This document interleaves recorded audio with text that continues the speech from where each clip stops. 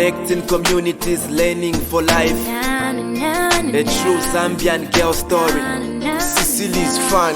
Better support the Zambian girl, support the girl child. Let us educate the Zambian girl, educate the girl child. I'm a girl child, please help me. I'm a girl child, please educate me. I'm a girl child, I'm a girl child, I'm a girl child, I'm a girl child. Listen. Lack of education is the cause of poverty. Early marriages, prostitution and abortions. Let us educate, inspire, motivate the girl child for a better tomorrow. Let us not make them feel so low. If you educate a woman, you educate the nation. They are the future leaders, they can change the nation. Say no to gender discrimination. Connecting communities, that's the connection. Let's go out, share light information. Educate a girl, you educate the nation. Hey sisters, talk to the nation. Support the Zambian girl, support the girl child. Let us educate the Zambian girl, educate the girl child. I'm a girl child, please help me. I'm a girl child, please educate me. I'm a girl child, I'm a girl child, I'm a girl child, I'm a girl child. She been crying all day and I think she needs a shoulder. Her life was cold and now it's getting colder. Nobody seems to bother. Her heart is full of anger, mentally and physically. Man, her brain is full of torture cause last year she was a school dropout. Her stepmama forced her to be a sex worker. Peer pressured her, nobody had to give her courage. Finally she fought pregnant, we drove her into marriage. Teenage mother, she can't bear this. All the troubleshootings, man, she can't take this. She had a beautiful dream, though she had to wake up. The problem is, she never had to put her head up. Support the Zambian girl, support the girl child. Let us educate the Zambian girl, educate the girl child. I'm a girl child, please help me. I'm a girl child.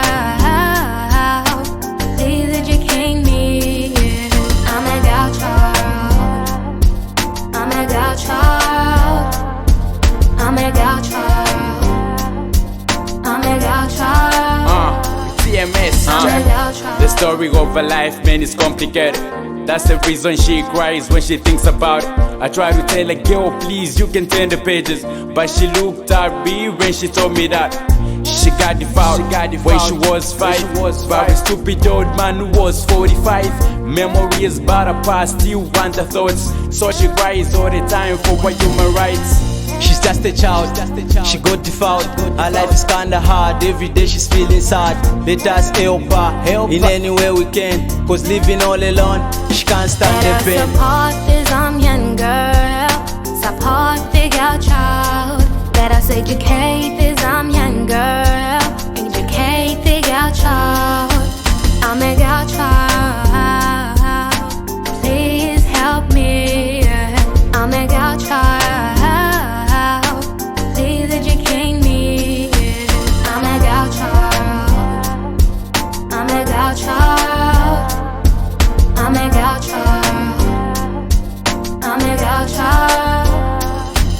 She's wrapped at the tender heads and feeling all the stress. Human rights taken over, living in a mess. Cause of cultural beliefs taken serious nowadays. Whenever she'll be feeling left out in any ways. Empowerment is needed just for her to earn a living. Sexual abuse and challenges, I guess no Thanksgiving. Where is she going now? Hope you got the picture. Her hands are tied every time she thinks about the future. I feel sad when I see her crying. My tears never drying cause of how girls are dying. It's all because of poverty, physical brutality and lack of education that has left the nation broken. Our nation is broken, and for we to oppress, we need education. Through our dedication, emotional devotion, and implication of our decisions, we can help again achieve our aspirations. But instead, you come with all the sweets and the sweet talk, and in this street you mistreat young girls and leave their lives broken. Let's so below observers, stop being blessings. It's only through that we can help again with 10 class. Easy, AC. Tony Brizzy on the mix. Run that road, boy, let them know that you're run thing.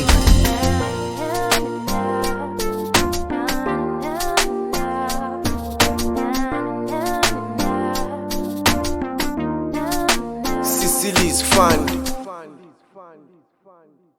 Welcome to our second Q&A event to meet the Cecilys Fund team and a panel of our alumni who have been benefiting from our support since childhood. We're fortunate to once again have Basil Eastwood, who is the founder of Cecilys Fund, chair our panel discussion today. Before we continue with the Q&A, I just wanted to give a little bit of background to the video we've just shown, because it's the culmination of a 3-year Connecting Communities programme, which was funded by Comic Relief. Connecting Communities enabled us to put in place community-based sunshine clubs for out-of-school youth who had either dropped out of school early or who had completed education but remained unemployed. Using trained peer educators, we mobilised them to become sunshine leaders who led the clubs, created the content and curriculum, and motivated young people to keep going and believe in themselves. Each club was unique and focused on what they want and felt they needed. In 2018, I was lucky enough to be in Ipswich ward, where the Sunshine Club there had formed a music group. The talent of these young people was spotted by ZNBC, the National Broadcasting Corporation for Zambia, and the group was invited to perform live on Saturday morning television aimed at youth. Not only was this an amazing opportunity for those young people, but it also gave a platform to the issue of girls' education, as the programme continued to focus on this and involved young people to contribute. The proudest moment for me personally was watching these beneficiaries not only perform and show their talent, but also to hear the messages in the lyrics of the song, which are the key messages that Cecilys Fund has shared through peer education for years. Welcome to all of you for coming. I'm Basil Eastwood with my wife Alison. We founded Cecilys Fund 24 years ago now. It's a particular pleasure for Alison and me to be able to see a number of our alumni on this occasion, because in many ways we regard the alumni as Cecily's family. We've had a number of questions sent us in advance. Thank you very much. We have a number of our alumni with us as panelists today. So what I'm going to do is to start with actually asking them to introduce themselves, and in so doing, to answer the first question that I've had, which is from Yvonne Beaumonte. Hello, Yvonne, in Switzerland, who's basically asked, how were you able to benefit from Cecilys Fund support? But we also want to know rather more, what are you doing now, and how did you get there? So anyway, could we start, please, by asking Natasha, who I think is sitting in the BISO office outside Lusaka, to tell us a little bit about herself. Natasha, over to you. Good afternoon, everybody. Hope you are all fine. My name is Shumbi Natasha. I live in Lusaka, Zambia. Cecilys Fund started helping me when I was in grade 7. I came across Cecilys Fund through BISO.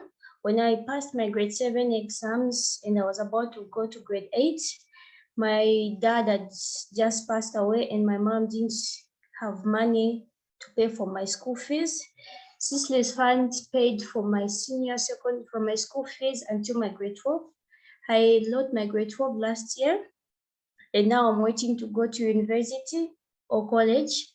Whilst I'm waiting to go to university or college, I also attended a program called Peer Health Education. Yes, which was at Wafano here, Biso. I also did entrepreneurship skills. It was also a program which was here at Wafano. From the entrepreneur program, I started a small business. It's not really that big, but I hope that one day it will go into a big thing. So as I'm waiting for my tertiary education, this is what I'm doing. Thank you, that's all. Thank you very much. Could I ask Isaac to tell us a little bit about himself and what he's doing now and how he got there and how his funds programs? Hello, everyone. My name is Isaac Motswatire Zulu. I am a visual artist and I'm a recent graduate from the University of Zambia School of Medicine, where I was pursuing my bachelor's degree in pharmacy. I joined Cecilys Fund in 2015, where I was part of the Fresh Start program, which was in conjunction with Junior Achievement Zambia, together with Cecilys Fund. After doing my program with Cecilys Fund, the Fresh Start program, I won the competition, which was the entrepreneurship program at BISO, which is Wafano. And I went further to represent Zambia at the 2016 Africa Company of the Year competition under Junior Achievement Africa. And I'm proud to say that I was the winner of the 2016 Africa Company of the Year. Cecilys Fund has been very helpful to me in that I acquired a lot of skills while I was at BISO and attending the programs that are offered by Cecilys Fund. They have helped me financially in many ways. And the skills that I acquired through the entrepreneurship programs have helped me stay in school. The peer health educators helped me to become a person who is principled, as there are a lot of peer pressure around the university and in the communities that we come from. I would say on a personal level, financially, emotionally, and all the support that I needed, I got it from Cecilys Fund through BISO. Thank you. Thank you very much. Could I ask Evans to tell us a little bit about himself? Evans, over to you. Thank you very much, Basil. Good afternoon, everyone. Good afternoon, the panelists. I'm very grateful to be here and part of this question and answer session. My name is Evans Chinika from the Copperbelt, Zambia. I am currently working with Cecilys Fund here in Kitwe, implementing education support program and women empowerment program. I met Cecilys Fund in the year 2008 at a point where I had nobody within the family to sponsor me in my education. Through the search of sponsorship, I came across Cecilys Fund, who started sponsoring me that time. Then from there, I started my grade 8, and they continued sponsoring me. I continued working hard, having known that I am a double orphan who had no one within the family to sponsor me, having lost parents at the age of 8 and grew up in the village. So I worked hard until I passed my grade 12. Then I worked as an intern for 3 months, where I acquired computer skills, office etiquettes. That really helped me and has continued helping me. From there, I was selected to also be trained as a peer educator, where I was trained on sexually reproductive health programs to go and sensitize my peers in school at that time. And I joined the team that was implementing peer health education in schools in 2013. Then after that time, I applied to go to university at Copperbelt University, where I was selected, and Cecilys Fund through CHEP, they linked me to Higher Education Loans and Scholarships Board, which is the bursaries committee for the government of Zambia. that picked up from there, and they started sponsoring me. Through that, I acquired the 100% sponsorship in my studies at the Copperbelt University, where I pursued my Bachelor of Science in Wildlife Management and Conservation. And then I continued working hard, organizing and mobilizing my fellow youths to start up the alumni. I continued whilst in school, and I graduated in 2020, and later on joined CHEP in 2020 to work as an intern. For a short period, I was given a platform to work as project assistant, which I am today, and I've continued working with Cecilys Fund. There's a lot I have benefited. I can't manage to explain everything. Thank you very much. Thank you, Evans. Evans is now the president of the Alumni Association, and I'm sure we'll be asking him questions about that in a moment. Could I now ask Ines if she could tell us a bit about herself and how she got to where she now is? My name is Ines Kiapwanyama, and I joined the Cecilys Fund through CHEP. I was trained as a PA health educator in 2014. I completed my grade 12 in 2013. Then thereafter, doing my PA health education, I applied at the Copperbelt University, where I was accepted in the School of Mathematics and Natural Sciences. And then in 2015, that's when I was accepted at CBU, but I still continued with CHEP. I was trained as an advocate for change, where we advocated for the orphaned and vulnerable children in communities. I was stationed at in the Cecily constituency. Then after completing CBU, I completed my Bachelor of Science in Pure and Applied Mathematics in 2019. Then in 2020, I enrolled for a master's at the University of Western Cape, a master's in mathematical sciences. I completed it in 2021 this year, so I'm done with school for now. And with Cecilys Fund, I've benefited a lot with different programs that have been coming up. Thank you very much indeed. For the benefit of Northern Zambians, I should perhaps explain that CBU is the Copperbelt University, where Ines took her degree in pure mathematics, which is a sort of specialization that leaves me gasping slightly. Right. And finally on my list, Dr. Francis, perhaps you could explain a little bit about your... Hi, everyone. My name is Francis Mungombwe. I'm now a medical doctor, so Dr. Mungombwe. I first got to know of Cecilys Fund in 2005. That is when I had financial challenges at school. They took over the financial challenges through the support program, education support program. After finishing grade 12, I worked as a peer health educator under CHEP. That was in 2010. Then I passed with flying colors, of course. I had 7 points, but I still didn't have money to go to the university. So through the help of Mr. Poka Soka, by then, I think he was a programs coordinator for peer health education at CHEP. They managed to push me through.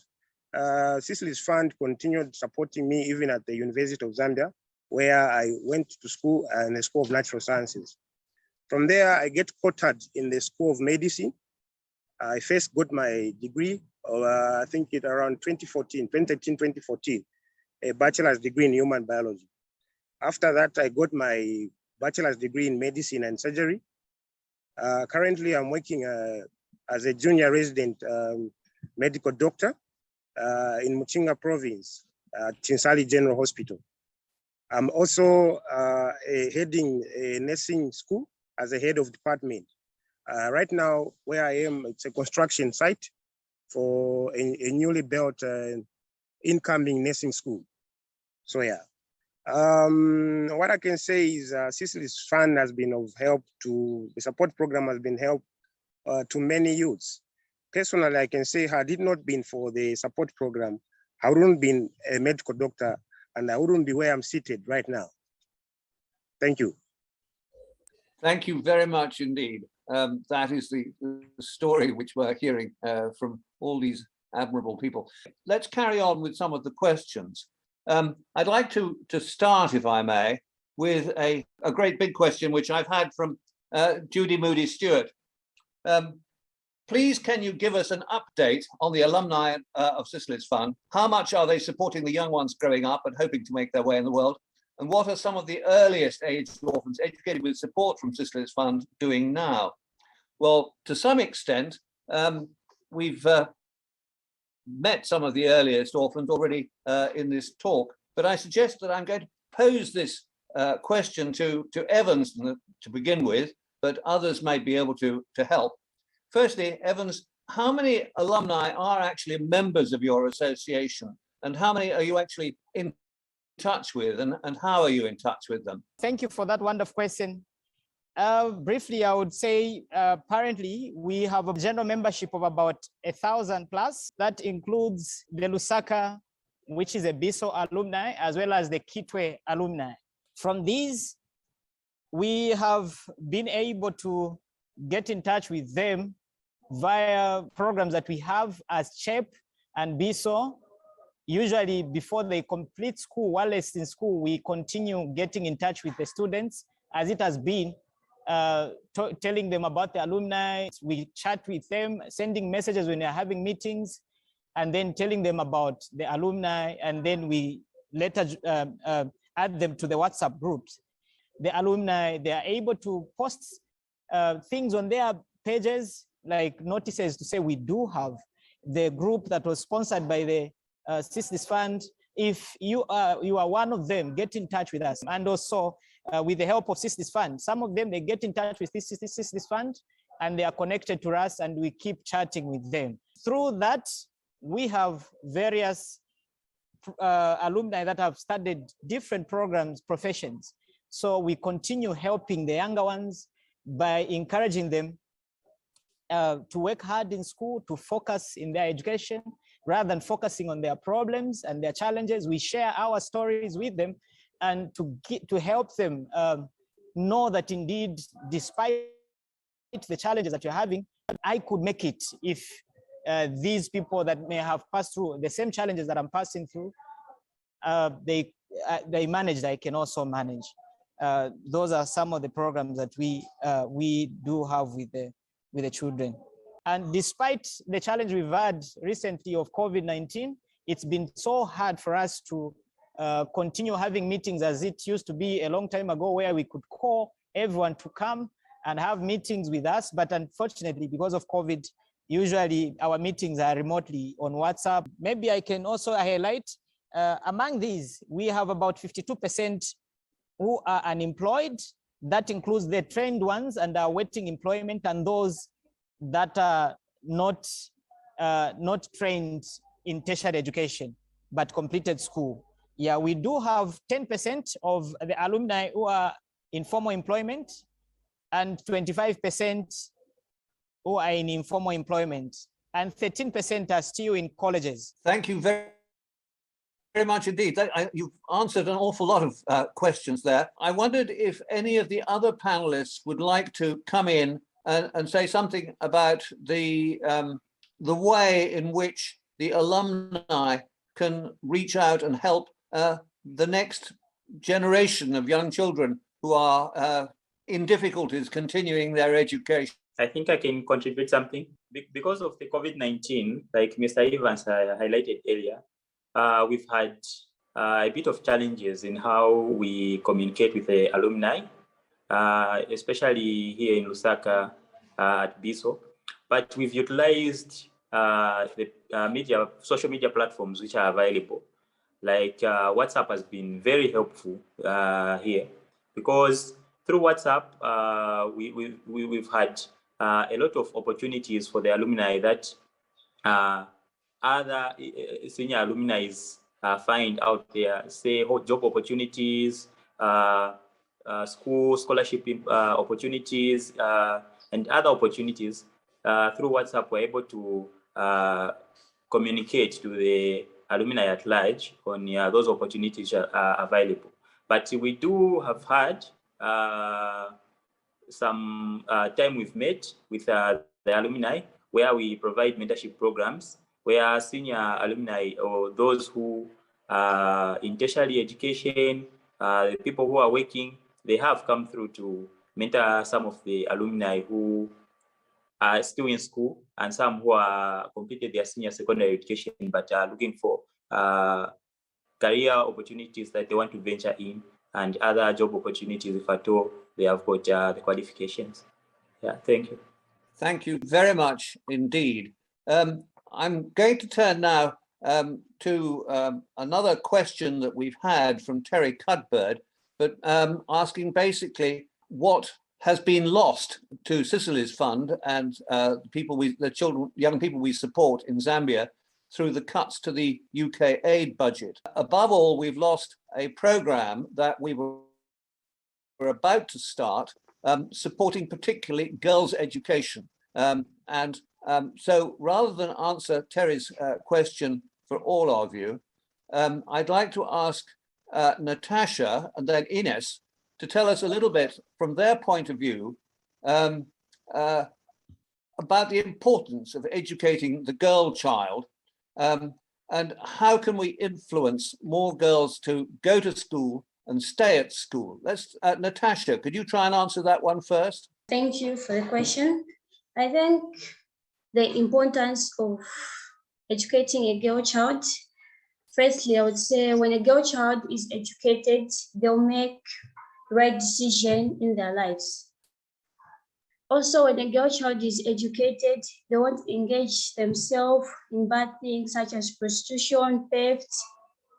And again, when a girl child is educated, there will be a decrease in numbers of early marriages, early pregnancies, and early motherhood. And I would say the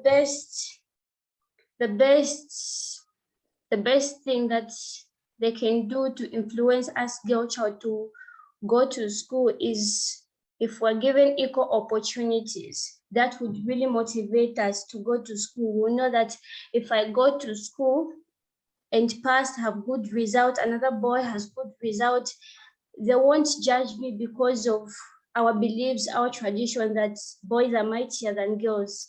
So I think if we're given equal opportunities, definitely that would motivate more girls to go to school. Thank you. Thank you very much indeed. Ines, would you like to come in on that? And particularly the business of encouraging girls to avoid early marriage. Do you have perceptions on this from watching your contemporaries when you were at school? All right, thank you very much for the opportunity. Well, I feel if girls are considered as people who can also do something, and they can also participate in the same type of activities and the same courses that the males are doing, they can take up the challenge and also participate.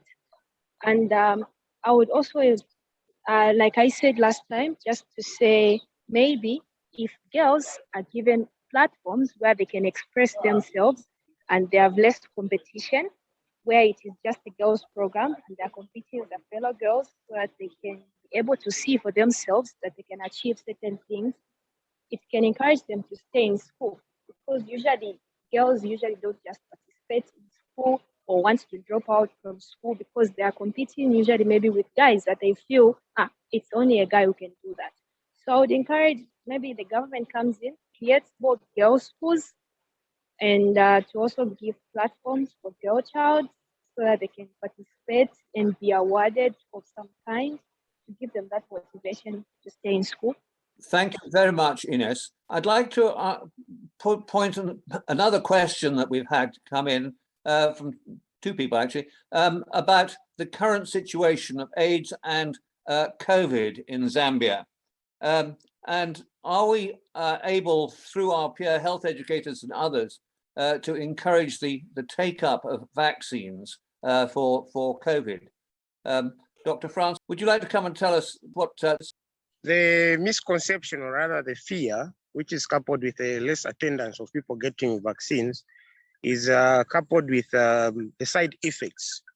On the panel, we have Mr. Isaac, who is a pharmacist. I'm sure he would agree with me that when you look at the pharmacokinetics or pharmacodynamics of each drug has got side effects. So what's important is to explain to people how these vaccines work. These vaccines have got normal side effects like each other drug. Right now, the common vaccines which are there on the market in Zambia, we have Johnson's and Johnson's, the COVAX, and the AstraZeneca. So these vaccines have got normal side effects which can last for a few days. So the fear which is there is, for example, if my neighbor today goes and get a vaccine, they start vomiting, they have diarrhea, they have fever. Those are normal side effects.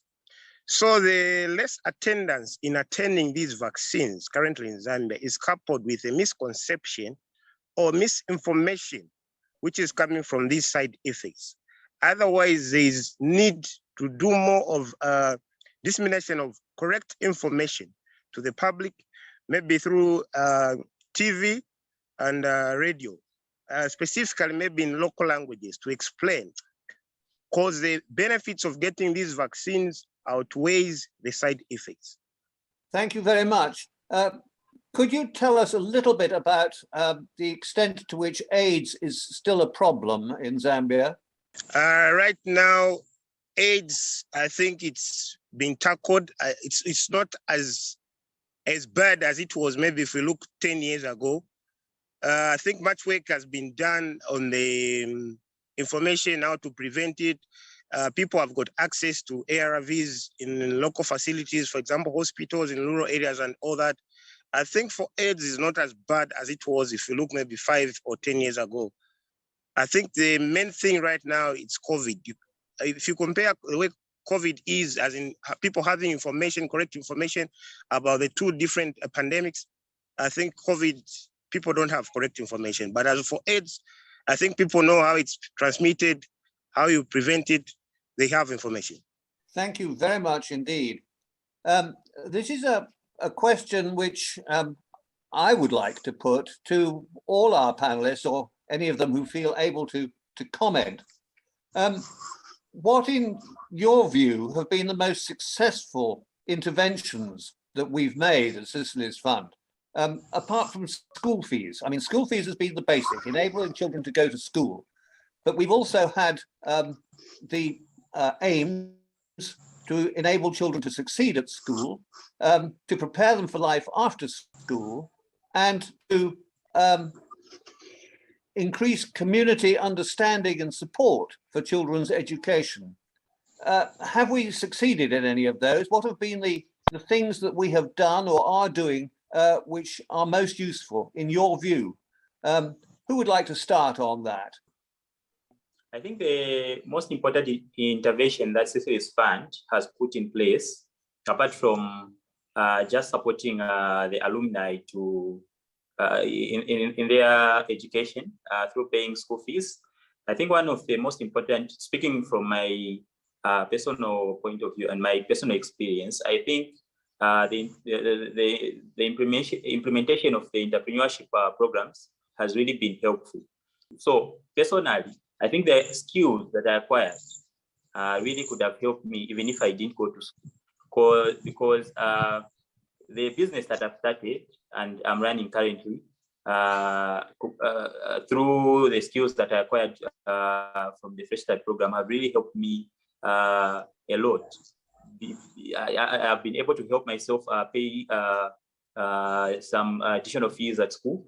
I think entrepreneurship programs are very vital in helping the alumni to reach their full potential, even if they don't manage to get the education that they need.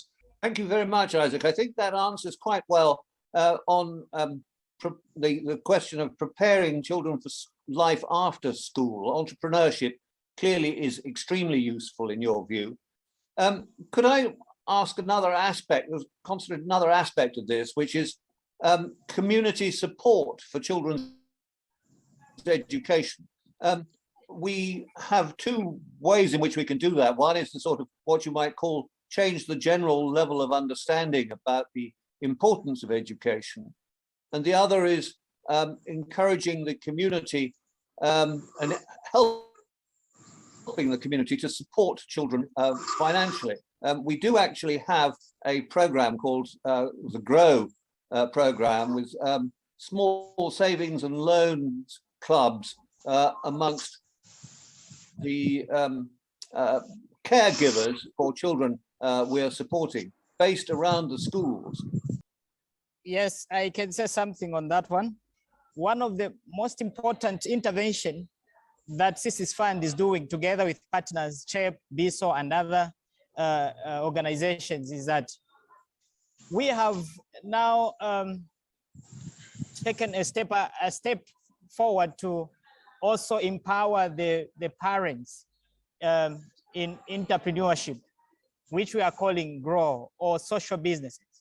So this intervention has actually widened the understanding of the importance of educating both the boy child and the girl child, because in our trainings, as we train these women, we try to explain to them how important it is for them to be self-reliant, and how through saving they can be able to start up their own businesses, and how through knowing how to sew,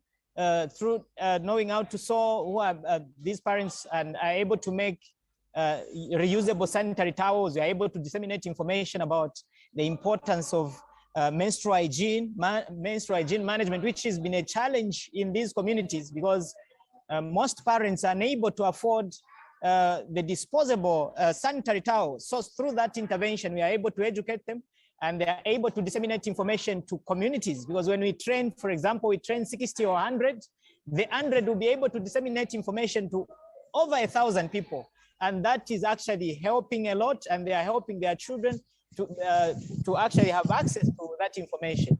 So this is a very good intervention. So that is why, just like what Isaac had mentioned, even as the alumni, we are trying hard to ensure that we come up with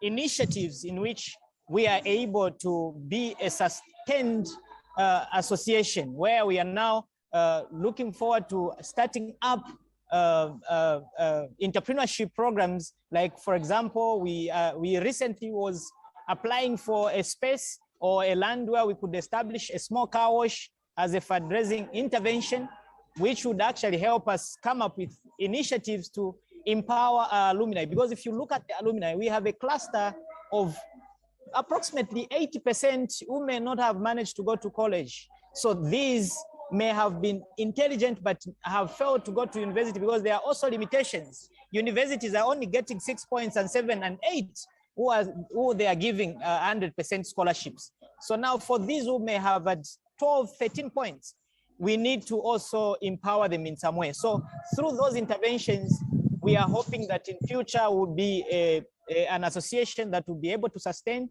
itself and be able to come up with intervention that will help the alumni that may have failed to go to college to also succeed in their livelihoods. Even right now, as you can see, I'm in a church where we are training our women. So I just excuse myself. This is a very wonderful intervention, and they have welcomed it. They are very happy and eager to start up. Evans, thank you very much indeed. I have a question from Terry Cudbird, and that is, what are the direct and the indirect costs for a young person to go through secondary school and then through university? And what other sources of funding are available? Isaac, could you answer in relation to the schools around BISO, what are the costs of secondary education? That's a very important question. I think recently the government actually made it a bit affordable. One of the sources of funding for students, interventions like the entrepreneurship programs that we are put in place through the startup programs. The alumni were put in groups, and some of them are running businesses. Like, for example, Natasha, who is a good example of a student who is able to do something despite being in school, or she completed, but also those activities that she's doing are some of the activities that our alumni are also doing. So those entrepreneurship skills that they acquire are some of the good sources of money that our students are using to fund their senior and junior secondary school. Thank you very much indeed. And there are a limited number, as we heard from Evans, of bursaries available for university education.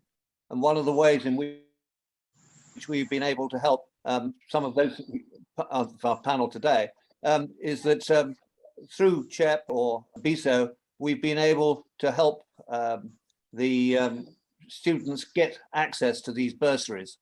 I've now got a totally different question, which I want to again put briefly to the panel.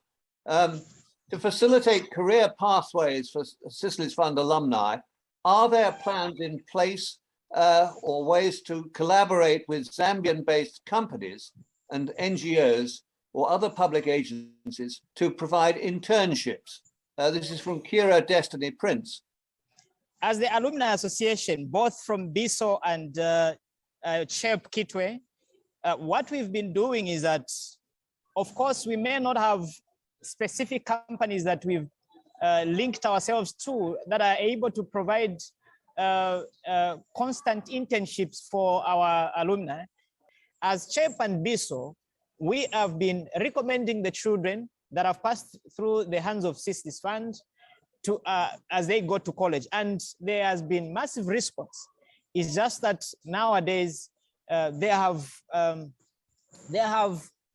revised the needs for someone to get these bursaries, because now they are focused more on the not vulnerability but viability. So they are picking students that have 7 and 8, 6, 7, 8 points, and leaving these others, and looking at our children are coming from vulnerable homes where it's been so hard for them to penetrate and be able to make it in life. So some of them are being left out. So we are trying as the alumni to come up with initiatives. Some of them, of course, from time to time, we organize ourselves. For those that have difficulties, we organize ourselves and put our little resources together and help those that struggle in their colleges just to be able to pay their exam fees and be able to pay their school fees, just a few of them. So, but we need constant sources of resources so that we are able to provide continuous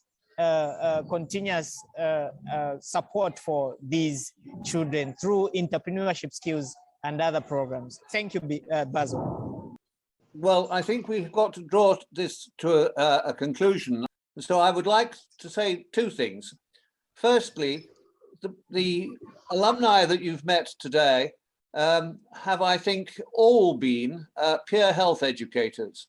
Quite apart from the benefit to those who receive the peer health education, what we have learned most vividly today, having been a peer health educator, gives these young people an extraordinary advantage in that they are able to express themselves, they have confidence, and they have suddenly discovered that from being, as it were, at the bottom of the heap in Zambian society, they are actually looked up to and have become role models.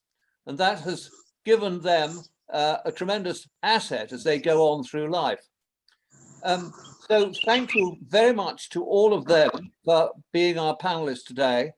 Thank you too for those who've helped set up this occasion, but thank you above all to those who've taken part from around the world.